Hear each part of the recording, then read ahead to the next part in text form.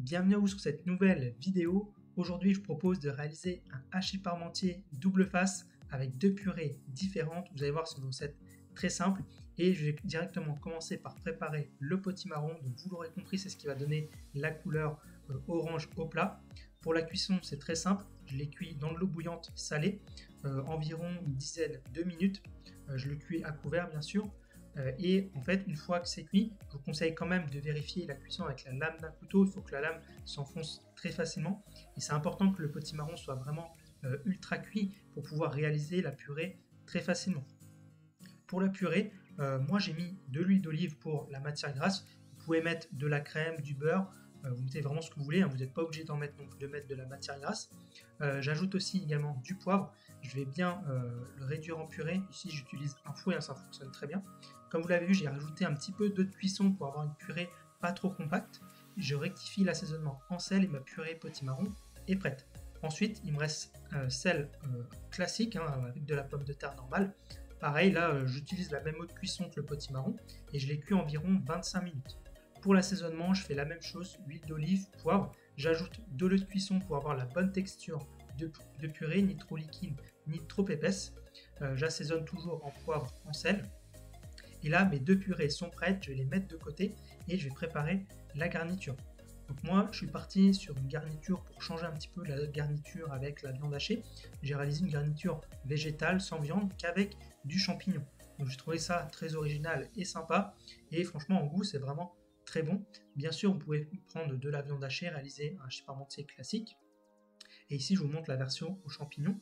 Donc moi, j'ai pris à la fois des pleurotes et des champignons de Paris. Là, c'est pareil, vous pouvez prendre les champignons que vous voulez. Et ensuite, je les fais revenir à la poêle.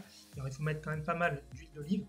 Moi, ensuite, j'ajoute une petite échalote. Vous pouvez mettre aussi de l'ail, hein, c'est très bon aussi avec les champignons. Je fais revenir donc ici l'échalote 30 secondes environ dans une huile bien chaude. Et je vais tout simplement ajouter mes champignons.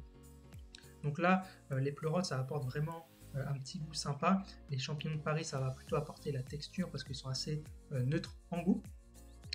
Pour la cuisson des champignons, là, moi je les cuis environ une quinzaine de minutes. Il faut penser à bien remuer régulièrement, bien les assaisonner au début pour qu'ils rendent un maximum de végétation. En fait, moi je considère qu'ils sont cuits quand ça commence légèrement à accrocher au fond de la poêle et qui commence légèrement à colorer.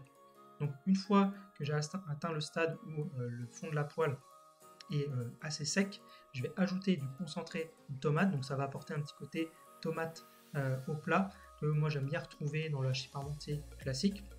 Et ensuite, juste à la fin, juste avant de finir la cuisson, j'ajoute un tout petit peu d'eau, ça va permettre de diluer le concentré de tomate et de faire un petit peu de jus et de rendre les champignons un petit peu moins secs.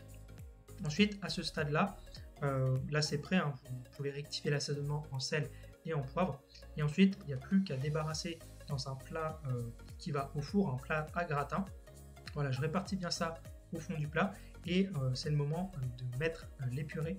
Donc voilà, je mets la purée de pommes de terre sur une partie, sur en fait la moitié.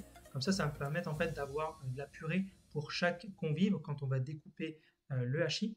Donc voilà, je fais une face pommes de terre, une face avec la purée de potimarron et ensuite j'intervertis. Comme ça, vous verrez, à la découpe, tout le monde aura à la fois du potimarron et à la fois de la pomme de terre. Ensuite, j'ai plus qu'à réenfourner juste avant de passer à table, à peu près 20 minutes, pour faire réchauffer l'ensemble. Et ensuite, il n'y a plus qu'à déguster. Donc, je vous conseille vraiment d'essayer ce hachis parmentier original. Si vous voulez le refaire, je vous mets tous les ingrédients dans la description. Bien sûr, n'oubliez pas de vous abonner et de liker la vidéo. Et je vous dis à une prochaine.